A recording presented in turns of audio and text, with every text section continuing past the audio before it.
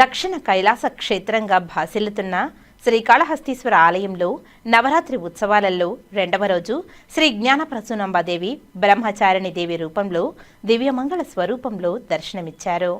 శ్రీకాళహస్తీశ్వర ఆలయంలో నవరాత్రి ఉత్సవాలు శాస్త్రయుక్తంగా ప్రారంభమయ్యాయి. అమ్మవారి సన్నిధిలో బొమ్మల కొలువు సుందర శోభితంగా ఏర్పాటు చేశారు. విశేష పూజా కార్యక్రమాలు నిర్వహించారు. గిరిపుత్ర సౌభాగ్య మంగళకర రూపిణి జ్ఞాన ప్రసూనాంబిక దేవి రెండవ రోజు బ్రహ్మచారిణి దేవి రూపంలో భక్తులను అనుగ్రహించారు.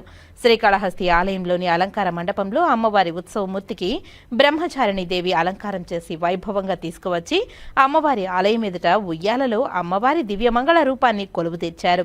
అమ్మవారి సన్నిధిలో వివిధ రకాల దేవతా ప్రతిమలు, బొమ్మలను ఆకర్షణీయంగా ఏర్పాటు చేశారు. ప్రకృతి రమణీయతకు అద్దం పట్టే విధంగా ఆధ్యాత్మిక చింతన శోభను కలిగించేలా బొమ్మల కొలువు ఏర్పాటు చేశారు. ఈ సందర్భంగా ఆలయ అర్చకులు, వేద పండితుల ఆధ్వర్యంలో బ్రహ్మచారిణి దేవి ఉత్సవమూర్తికి విశేష పూజా కార్యక్రమాలు జరిపారు. అమ్మవారికి విశేష పూజలు జరిపి ఆలయ ప్రాకారోత్సవాన్ని నిర్వహించి బాల జ్ఞానాంబిక సన్నిధిలో అమ్మవారికి విశేష దీపారాధన సమర్పించారు. 9 రోజుల పాటు విశేష దివ్య అలంకారంతో దుష్ట సంహారణ చేసిన, లోక సంరక్షణ చేసిన శక్తి స్వరూపిణిగా అమ్మవారి దర్శన భాగ్యాన్ని భక్తులు పొంది అనుగ్రహం పొందాలని ఆలయ వేద పండితులు సూచించారు. ఈ కార్యక్రమంలో ఏవో విద్యాసాగర్, ఆలయ సిబ్బంది తదితరులు పాల్గొన్నారు.